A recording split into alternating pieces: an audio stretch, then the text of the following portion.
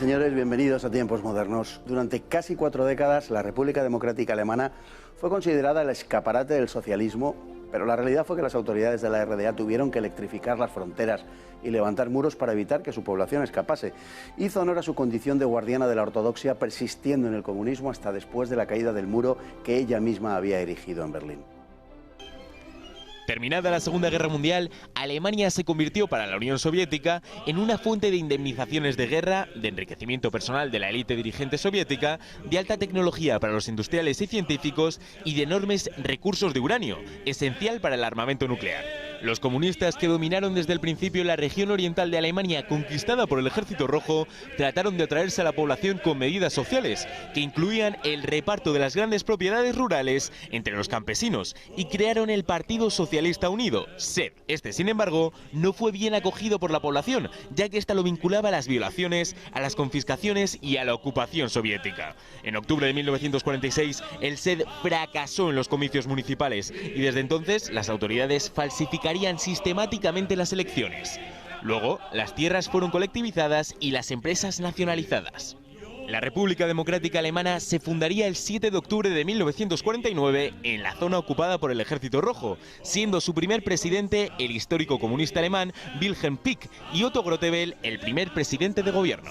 Un rasgo fundamental de esta república fue su poderosa policía política, la Stasi, que llegaría a tener un agente por cada 63 habitantes, unos efectivos 30 veces superiores proporcionalmente a los de la Gestapo. La Stasi tuvo también una influencia nada desdeñable en las actividades de la República Democrática Alemana en el exterior. A través de la Stasi se articularían los grupos neonazis que surgieron durante los años 60 y 70 en la República Federal de Alemania. Por aquellas fechas, esta aplicaba la llamada doctrina Hallstein, que no solo no reconocía a la República Democrática Alemana, sino que no mantenía relaciones con ningún Estado que reconociese a esta, doctrina que se mantuvo entre 1955 y 1972. La Stasi no solo alimentaba el neonazismo en su vecino occidental, sino que tenía en nómina a no pocos periodistas de corte progresista, algo frecuente sobre todo en los años 60 y 70. Entre tanto, desde Bonn, el canciller Willy Brandt despegaba su Neues Politik, una apertura hacia los países comunistas y sobre todo a la República Democrática Alemana,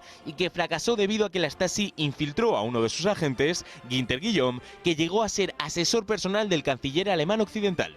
La ciudad de Berlín, dada su división en dos zonas en el interior de la Alemania comunista, jugó un papel fundamental. En 1948, los soviéticos forzaron un bloqueo que terminó en desastre para ellos. No solo no rindieron a los berlineses occidentales, sino que los residentes en la zona comunista pasaron masivamente a la zona occidental, lo que provocó la construcción del Muro de Berlín en agosto de 1961, oficialmente denominado Muro de Protección Antifascista. Por entonces dirigía el país un duro del comunismo alemán, Walter Ulbricht.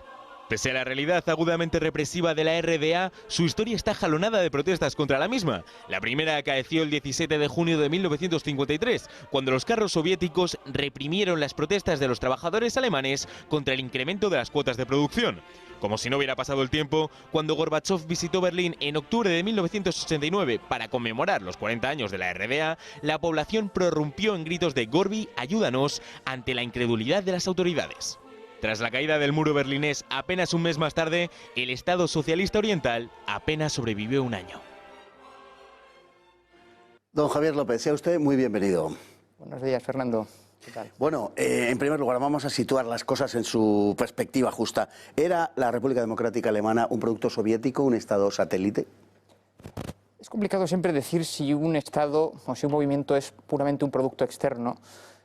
Indudablemente la República Democrática Alemana no habría existido sin la ocupación aliada y concretamente sin la ocupación soviética en el este de Alemania, después de la Segunda Guerra Mundial. Lo era, pero también hay que decir que la República Federal de Alemania, la Alemania occidental, era también igualmente un producto de las potencias aliadas occidentales.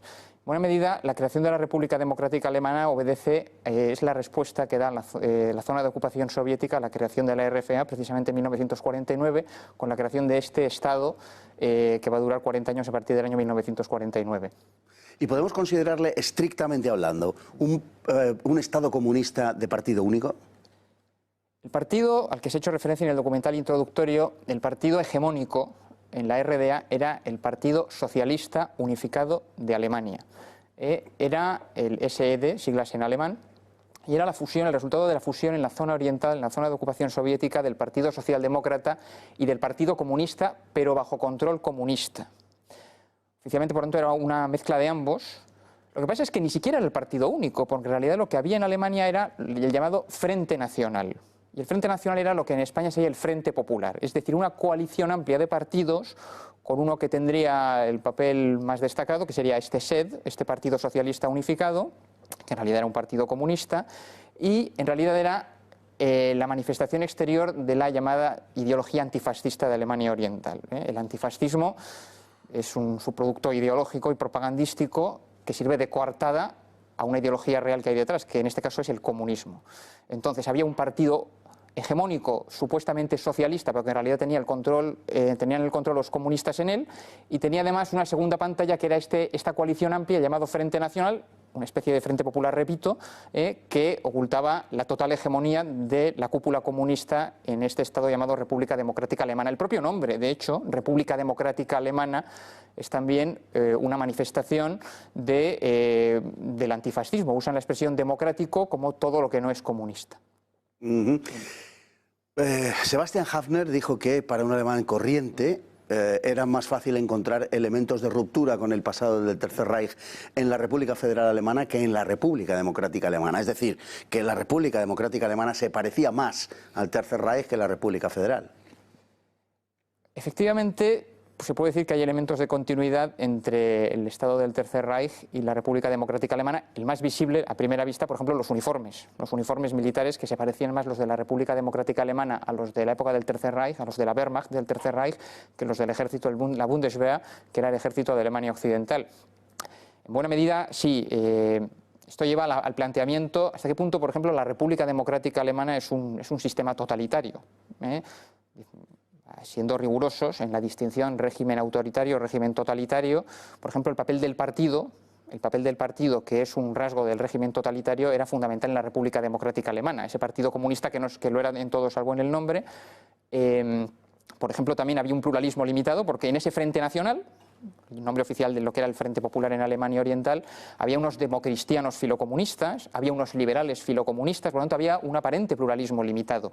Eso es rasgo de régimen autoritario, no totalitario. Sin embargo, está claro que eso era en buena medida una comparsa del papel dominante del partido marxista-leninista que era el SED. Por ejemplo, también la existencia de una sociedad civil independiente del Estado. Eso es rasgo de un régimen autoritario frente a totalitario. Sin embargo, por ejemplo, como se habló en el programa del Stasi que hicisteis aquí con José Luis Orella, parece ser que 1 de cada 7 ciudadanos de la República Democrática Alemana trabajaron de una manera directa o indirecta, o directamente o muy indirectamente, como informantes o colaboradores con la Stasi, con el Ministerio de Seguridad del Estado. Es una penetración del Estado y de su policía política en la sociedad como quizá no se ha visto igual en la historia. Ese es un rasgo también indudablemente totalitario. Entonces, hay elementos de continuidad con el Tercer Reich, sí, en este sentido sí se puede decir.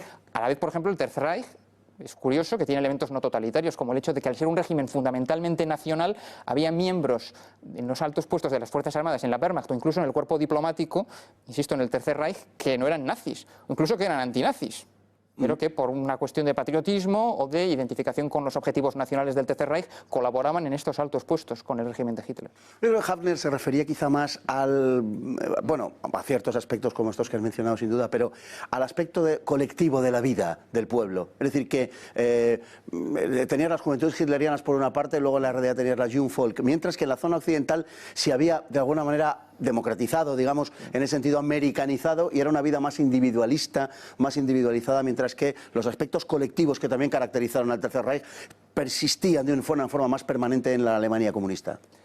Sí, es evidente, es un régimen comunista, es un régimen que tiene una filosofía marxista-leninista, tiene esta faceta, por cierto, también de régimen totalitario, la movilización, la propaganda, el fuerte énfasis en la propaganda en la población, que indudablemente tenía también el Tercer Reich, y que un régimen liberal, de corte occidental constitucional, un sistema de partidos más genuinamente pluripartidista como era Alemania Occidental, no tenía. En este sentido son modelos diferentes y ahí hay un rasgo donde hay una mayor continuidad entre la Alemania Oriental y el Tercer Reich. Parte de esa propaganda, digamos, se vio de manera muy pública durante todo el tiempo de la República Democrática Alemana y se canalizó a través del deporte.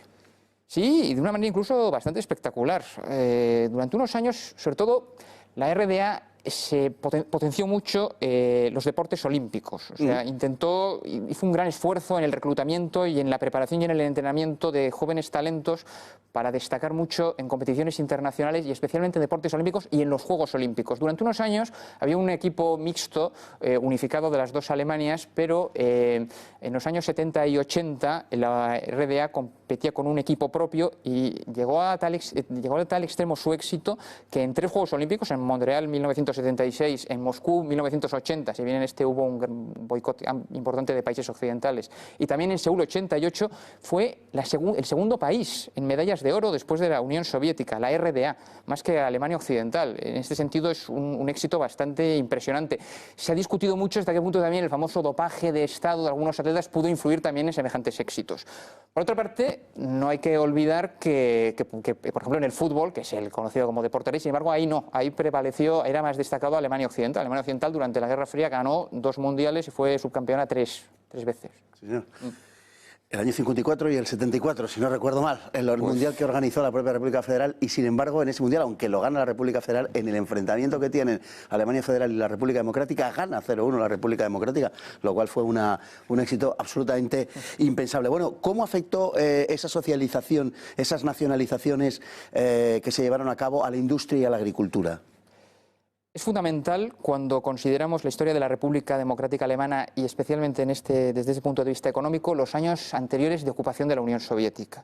Hay que tener en cuenta que la Unión Soviética, en cuanto a las reparaciones de guerra, tras la Segunda Guerra Mundial, se acordó que sus reparaciones las iba a tomar directamente como botín de guerra de la zona suya de ocupación, desmantelando la industria, haciendo varias sociedades alemanas convertirlas en sociedades por acciones soviéticas, e incluso como la zona de ocupación soviética era menos industrial que la occidental, hay que tener en cuenta que la industria alemana está tradicionalmente concentrada sobre todo en Renania, por tanto en la zona occidental, incluso se previó que una parte de la producción industrial occidental se iba a entregar a la Unión Soviética, sobre todo en los primeros años donde había una relativa armonía entre las potencias occidentales y la propia URSS. Por tanto, además, una zona que sí estaba en el este de la antigua Alemania, que tenía cierto carácter industrial, que era Silesia, había sido entregada a Polonia. Por tanto, no hay demasiada industria y, sin embargo, a lo largo... Y encima la poca que hay es desmantelada a favor de la URSS, y además durante el régimen de la República Democrática Alemana, sin embargo, se hace una fuerte inversión, esto es típico de los regímenes comunistas, una inversión artificial, planificada, muy intensa en una industrialización que finalmente tiene éxito, se convierte a Alemania Oriental en una potencia industrial bastante destacada, centrándose casi siempre en los bienes de equipo en lugar de en los bienes de consumo. Y de otra parte, lo que se ha dicho en el documental en cuanto a la agricultura, la zona oriental, donde se asentó la RDA, pues era una zona más agrícola que industrial, pero era una zona de grandes propiedades.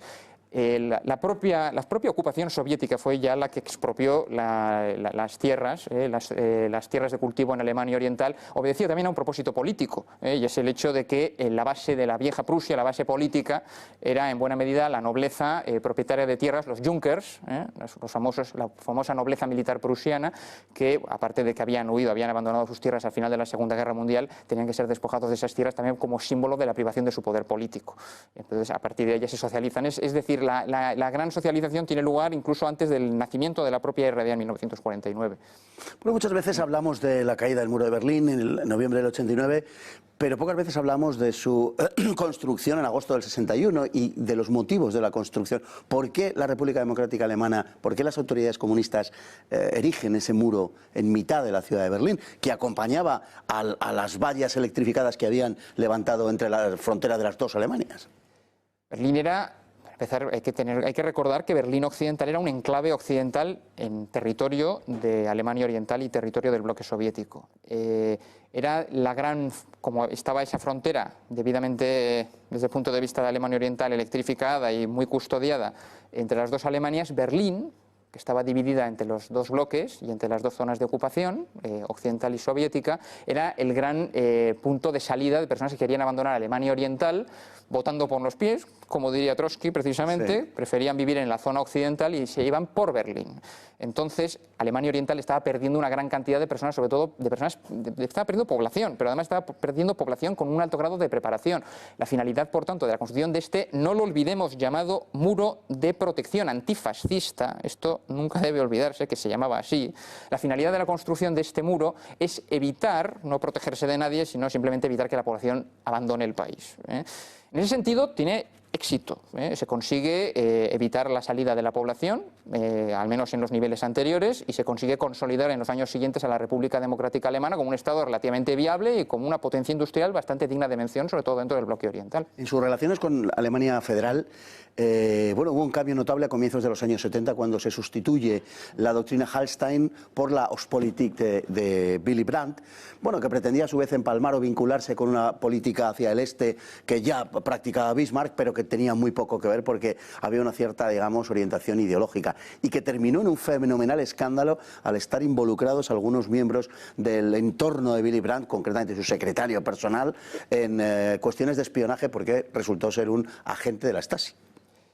A ver, sí, la Ostpolitik efectivamente es lo que pone fin a la doctrina Hallstein, que es la que marca las relaciones entre las dos Alemanias, y se puede hablar de relaciones entre ellas en los años 50 y 60. Walter Hallstein, que era un alto funcionario del Ministerio de Exteriores alemán occidental de Bonn, que por cierto fue el primer presidente de la Comisión Europea, Walter Hallstein, ha dado nombre a esta doctrina que consistía en que Alemania Occidental, a cualquier país que tuviera el menor contacto con Alemania Oriental, rompía relaciones con él. Y como Alemania Occidental ya a través de su famoso milagro económico de los años 50 era un auténtico gigante económico, y había muchos países, sobre todo del tercer mundo, interesados en tener una buena relación con Alemania Occidental, eso prevenía a países que pudieran tener tentación de establecer una relación con Alemania Oriental, de establecer dichas relaciones. Entonces tuvo bastante éxito en los años 50 y 60. A finales de los 60, ya incluso antes de que Willy Brandt sea canciller, se empieza por parte del... se va abandonando progresivamente durante la primera gran coalición, durante el gobierno de Kurt Georg Kissinger, en los años 66-69, progresivamente de una manera muy prudente, pero a raíz de que ya Willy Brandt se convierte en canciller federal en 1969, se empieza esta Ostpolitik, política oriental en alemán,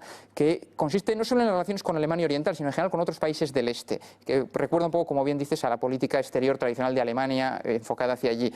Efectivamente, termina, como dices tú, realmente esa Ostpolitik se consolida una serie de tratados con la propia URSS, con Polonia, tiene mucho que ver con, es muy polémica en Alemania Occidental, muy polémica, porque supone el abandono formal de las pretensiones de recuperar las fronteras anteriores a la Segunda Guerra Mundial, de donde habían sido expulsadas poblaciones alemanas. Estamos hablando de Pomerania Oriental, estamos hablando de Silesia, estamos hablando de los antiguos territorios de los Sudetes en Checoslovaquia. Y entonces, unos 12 millones de alemanes se calcula. Claro, fue muy polémica. La Ostpolitik, la democracia cristiana se opuso y de hecho dio lugar a dos grandes escándalos. Uno es que en 1972 la democracia cristiana, por la polémica que causó la Ostpolitik, interpuso una moción de censura para destituir a Willy Brandt en el Parlamento, que no salió por muy pocos votos, era una votación secreta, y se ha sabido después que dos diputados demócratas cristianos fueron sobornados por la Stasi, y evitando así la caída de Willy Brandt, porque la Alemania Oriental estaba interesada en seguir teniendo como canciller en Alemania Occidental a Willy Brandt, que tenía esta política de la Ostpolitik. Y de otra parte, lo que has señalado, el caso de Günther Guillaume, que era el secretario de Willy Brandt y que era un topo de la Stasi. El secretario del canciller de Alemania Occidental era un topo. Recuerdo que en un documental, Markus Wolf, que era el jefe de la sección exterior de la Stasi, decía que su mayor victoria, que era tener de topo nada menos que el secretario del canciller de Alemania Occidental, se convirtió en su mayor derrota, porque al descubrirse que tenían ese topo, Willy Brandt, entre otras razones, pero sobre todo por esto, tuvo que dimitir y dio paso a otro canciller también socialdemócrata, que es Helmut Schmidt, pero que era del ala derecha y que, aunque no acabó con la Ostpolitik, sin embargo puso un poco más de distancia y estaba mucho más claramente alineado con Estados Unidos y con el bloque occidental. Bueno, en menos de un minuto, ¿qué pasó en los últimos días de la República Democrática Alemana después de la visita de Gorbachov, del desmantelamiento del muro de Berlín, que confluyeron hacia la reunificación con la República Federal Alemana en tiempos de Egon Krenz? Bueno, efectivamente había un gran descontento por una caída clara del nivel de vida. En los años 80 había una gran deuda externa, entonces es también consecuencia de un movimiento más general en Europa del Este, sobre todo en Polonia y en Hungría, una serie de protestas, y hay un momento en que se abre la frontera, había muchos alemanes orientales que veraneaban en Hungría. El gobierno húngaro, que era muy aperturista, abre la frontera con la zona occidental, a partir de ahí se inicia un movimiento interno en la cúpula del SED, del Partido Comunista Germano Oriental, la propia cúpula destituye a Honecker y finalmente se abre un proceso de transición. Esos democristianos filocomunistas, de los que he hablado antes, adquieren un importante protagonismo porque llega a ser uno de ellos canciller también de Alemania Oriental y se abre un proceso de negociaciones que culmina en octubre de 1990 con la unificación. Y algunos excomunistas también se hacen democristianos, como la actual canciller. Es que Angela Merkel era de la democracia cristiana filocomunista de Alemania del Este. Amaestrada de la República Democrática Alemana. Así es. Pues muchísimas gracias, don Javier López, por estar hoy con nosotros hablando de este tema, que me parece de verdad que particularmente apasionante, hablar de aquel escaparate de ortodoxia comunista que fue la República Democrática Alemana. No lo olvidemos, durante 4 décadas. Gracias, Fernando. Muchísimas gracias, y a todos ustedes igualmente por estar ahí cada día, y hasta el próximo programa, si Dios quiere.